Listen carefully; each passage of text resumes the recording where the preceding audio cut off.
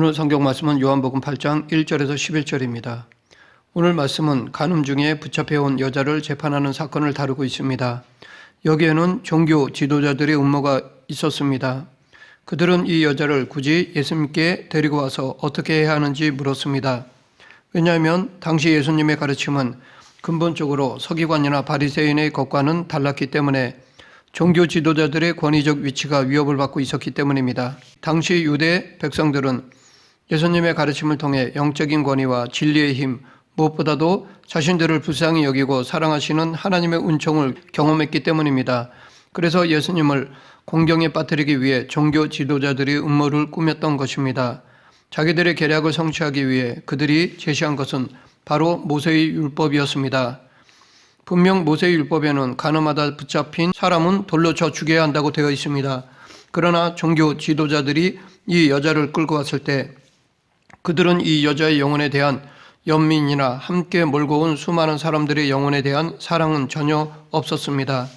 혹은 자기들의 이 일로 인해 그곳에 있는 많은 사람들에게 끼치게 될 하나님에 대한 잘못된 오해와 악영향에 대해서는 조금도 염두에 두지 않았습니다. 오직 마음에 품고 있는 것은 예수님을 책잡아 모함하는 일이었습니다. 그래서 만약 예수님이 모세의 율법대로 돌로 치라고 하신다면 평소에 예수님이 가르치신 사랑의 교훈과 정면으로 모순되는 것이라고 비판할 것이었고, 만약 돌로 치지 말라고 명하신다면 모세의 권위와 모순되는 것으로 백성들에게 예수님이 모세의 율법을 따르지 않는다고 비판할 것이었습니다. 이렇게 어떤 것을 선택하든지 간에 자기들의 계략을 피할 수 없는 상황을 만들어 이것을 트집 잡아 종교재판에 회부할 수 있다는 생각으로 음모를 꾸민 것이었습니다. 하지만 예수님은 그들의 의도를 파악하시고 모세의 율법으로 도전하는 이들에게 예수님은 율법으로 응답하셨습니다. 예수님은 여러 차례에 걸친 당신이 이 땅에 오신 것을 율법을 폐함이 아니요 온전하게 하려 함이라고 말씀하셨습니다. 여기서 온전케 한다는 것은 모세의 율법의 부족한 점을 드러내시는 것을 의미하는 것이 아니라 모세의 율법은 그보다 더 뛰어난 율법을 드러내기 위한 수단이라는 것입니다. 이렇게 예수님은 모세의 율법이 그림자로서 드러내고자 했던 실체를 보여주심으로써 그 율법을 완성하셨던 것입니다. 그러면서 예수님은 당신의 예상치 못한 답변을 통해 종교 지도자들이 모세의 율법은 알고 있었지만 그들이 이해하지 못했던 것을 보여주셨습니다. 그것은 바로 율법 속에 담겨진 진정한 하나님의 마음이었습니다. 예수님은 죄 없는 사람이 먼저 그 여인을 돌로 치라고 말씀하셨습니다. 예수님의 이 명령은 거기 모인 모든 사람들로 하여금 자기 자신을 돌아보게 만들었습니다. 그래서 그곳에 모인 무리들은 마음속의 모든 죄는 뿌리가 동일하다는 것과 이 여자는 마음속의 죄가 간음으로 나타났지만 자신들의 죄는 또 다른 모습으로 나타나고 있다는 것을 깨닫게 되었습니다. 예수님은 사람들에게 죄에 대해서는 분노하지만 죄인은 사랑하라고 가르치셨습니다. 하지만 그곳에 있던 사람들은 죄에 대해서는 분노하지 않고 죄인에 대해서만 분노하였던 것입니다. 만약 죄에 대해 분노했더라면 자신들의 죄도 그렇게 미워했을 것입니다. 여기서 우리는 양심의 힘과 한계를 볼 수 있습니다. 하나님은 두 개의 율법을 남기셨는데 하나는 돌판에 새기신 율법이고 다른 하나는 사람의 마음속에 새겨놓으신 양심입니다. 두 율법의 차이는 돌판에 새긴 율법은 한 번에 볼 수 있지만 양심 속에 있는 율법은 그럴 수가 없습니다. 또한 돌판의 율법은 적극적으로 작용하지만 양심은 소극적으로 작용합니다. 그래서 돌판에 새겨진 율법에 어긋나는 어떤 것을 마음에 품거나 행동으로 옮기려고 할 때 양심의 빛이 발하여서 잘못되었다는 것을 가르쳐 주는 것입니다. 이 양심의 기능은 송사와 정죄 두 가지입니다. 송사의 기능은 마음속에 악을 품고 있거나 이미 지은 죄가 의식과 부착되어 자기의 마음속에서 스스로를 이런 죄를 지은 사람이라고 끊임없이 고발하는 마음의 작용입니다. 그렇게 끊임없이 자기가 자기에게 고발을 받으면 양심 안에 있는 율법은 그것에 대해서 적절한 형벌을 받아야 마땅하다고 판단합니다. 이것이 정죄입니다. 하나님을 멀리 떠나 타락한 인간은 마음과 영혼이 본래의 순수성을 상실했지만 그래도 상당히 건재해 있는 것이 이 양심의 기능입니다. 훼손되었지만 이 양심은 우리로 하여금 선과 악이 무엇이며 악한 행위를 하면 하나님의 어떤 벌을 내리신다는 것에 대한 의식을 주어서 어느 정도 사회의 질서를 유지하게 하고 그 작용을 통해 하나님을 찾게끔 만들어주기도 합니다. 그러나 양심은 우리의 죄를 생각나게 하고 그에 따른 형벌은 가르쳐주지만 그것을 해결하기 위해서 예수님께 나아가야 한다는 것은 가르쳐주지 못합니다. 그래서 오늘도 많은 사람들이 양심을 가지고 그에 따라 살려고 해도 하나님의 사랑으로는 돌아오지 못하는 것입니다. 우리는 이 사건에서 양심의 힘을 볼 수 있습니다. 가늠한 여인을 죽일 듯이 타오르던 군중들의 분노는 양심의 가책으로 말미암아 자기의 죄를 보게 만들고 그들에게 그럴 자격이 없다는 것을 가르쳐 주었습니다. 그러나 또한 이 양심의 한계도 발견할 수 있습니다. 그렇게 강력한 힘을 발휘해 돌을 내려놓고 떠났지만 자기들의 죄의 문제는 해결받을 수 없었던 것입니다. 왜냐하면 그것을 해결하실 수 있는 유일한 분인 예수 그리스도의 곁을 떠났기 때문입니다. 이것이 바로 양심의 한계입니다. 그에 반해 믿음은 예수님이 우리를 위해 죽으셨다는 것과 당신을 찾는 사람들을 용서해 주시는 하나님이라는 사실을 발견하게 만들어줍니다. 만약 그들이 양심의 강력한 빚을 받고 돌을 버려두고 가는 대신 자기 자신 안에 있는 죄로 인한 비참함을 인식하고 오로지 그 죄로부터 건져주실 분은 예수 그리스도밖에 없다고 회개의 눈물을 흘렸다라면 어떠했을까요? 분명히 놀라운 일이 일어났을 것입니다. 그러나 그들에게는 양심을 통한 죄에 대한 확신과 율법을 통한 하나님에 대한 인식은 있었지만 자기 같은 죄인들을 용납하시고 다시 시작하게 하시는 하나님의 은혜에 대한 믿음은 없었습니다. 이처럼 우리는 하나님의 말씀을 지식적으로는 알지만 살아가는 데 거의 도움이 되지 않는 것을 경험하곤 합니다. 그러나 이런 삶은 이런 의미에서 하나님의 말씀을 진정으로 아는 것이 아닙니다. 하나님의 말씀을 진정으로 안다는 것은 하나님의 말씀을 지식으로 알 뿐 아니라 그 말씀을 우리에게 주신 하나님의 아버지의 마음도 함께 아는 것이기 때문입니다.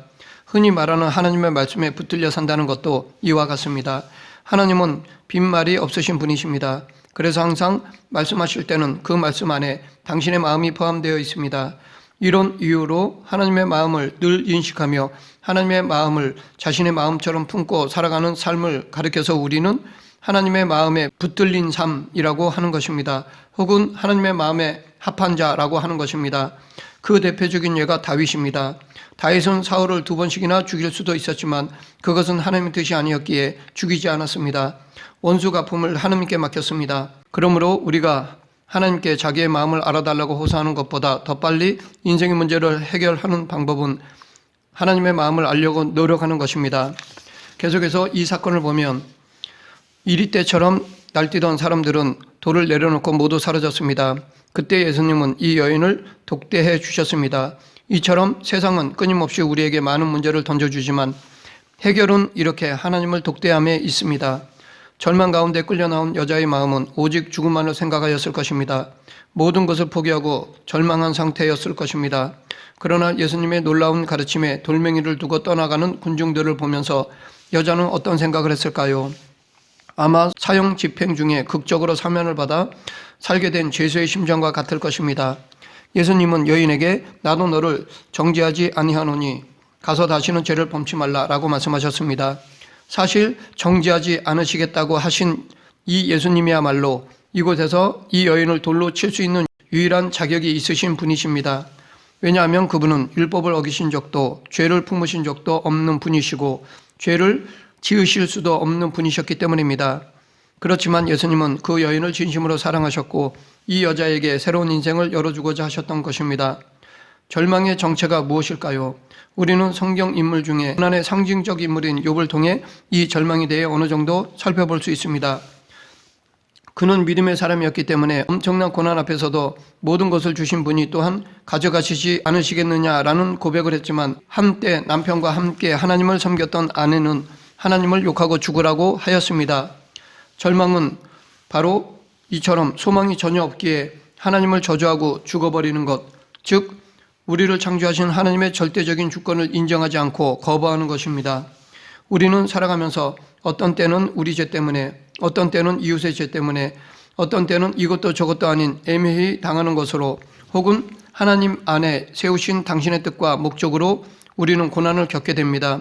그런데 우리에게는 어떻게 고난이 주어지든 간에 그 고난으로 스스로 포기하거나 부인할 권리는 없습니다. 그것을 끝까지 묵묵히 감당하며 하나님을 의지하며 믿음으로 인내하는 의무만이 있을 뿐입니다. 이렇게 인간은 하나님의 섭리에 살아가는 데 있어서 책임과 의무가 있는 존재입니다. 이 사건에서 가늠한 여자도 절망에 빠져 있었습니다. 그래서 그 여인에게 마지막으로 남은 것은 하나님을 원망하고 죽는 것뿐이었습니다. 그러나 예수님이 찾아오셔서 그녀를 진심으로 용서해 주셨습니다.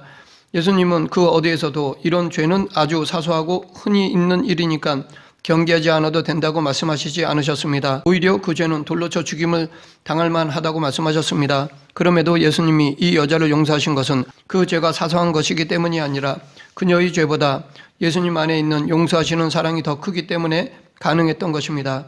진정한 용서는 그 용서를 통하여 다시 사랑의 관계를 회복하는 것입니다.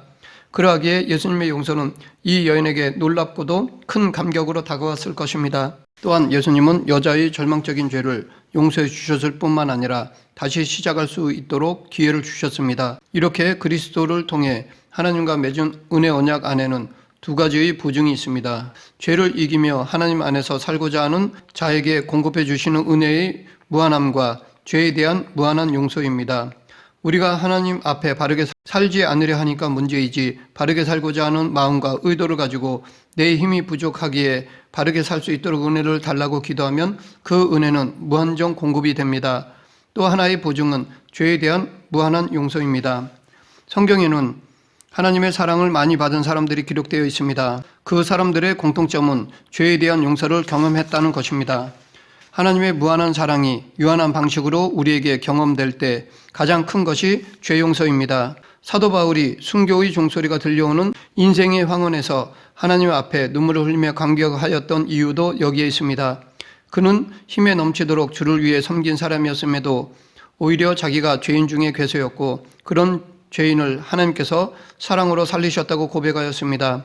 우리도 마찬가지입니다. 맨 처음 죄 때문에 어찌할 수 없을 때 나를 이 모든 죄에서 십자가의 피로 구원해 주셨다는 사실을 용서의 경험과 함께 깨닫게 되었을 때 우리의 남은 인생은 덤이라고 여겨졌습니다. 우리가 그렇게 살 권리도 없지만 하나님이 우리에게 덤으로 주신 인생이었습니다. 그래서 다시 시작할 수 있었던 것입니다. 우리의 양심은 스스로 자기의 죄를 고발하고 하나님 앞에 절망하게 만들지만 우리의 믿음은 그렇기 때문에 우리에게는 그리스도가 필요하다고 고백하게 합니다. 우리에게 필요한 것이 바로 이러한 믿음입니다. 분노한 사람들에게 에워싸여서 돌에 맞아 죽을 지경이 된 여자에게 예수님은 그 죄가 아무것도 아니라고 말씀하시지 않으셨습니다. 다만 진심으로 구원받기 원하는 여자에게 용서를 베푸시고 기회를 주신 것입니다. 말씀을 맺겠습니다. 복음의 은혜 중에 하나가 기회입니다. 하나님께서는 우리가 예수님의 십자가를 붙들고 부끄러운 날들에 대하여 참여하면 거절하지 않으십니다. 자신의 연약함을 알고 예수님의 용서를 기대하며 복음의 은혜를 붙들면 새로운 시작을 허락해 주십니다. 우리는 예수님 안에서만이 다시 시작할 수 있는 기회가 있다는 것을 잊지 말아야 합니다. 우리 모두 죄에서나 실패의 자리, 낙심의 자리에서 예수님을 바라보며 다시 시작하는 성도가 되길 간절히 축원합니다. 기도하겠습니다. 세상 만물을 다스리시는 하나님 아버지, 모든 시작과 끝은 하나님께 있음을 기억하며 어떤 상황과 여건 속에서도 좌절하거나 포기하지 않고 예수님 안에서 다시 시작하는 저희들이 되게 하여 주시옵소서. 예수님 이름으로 기도드립니다. 아멘.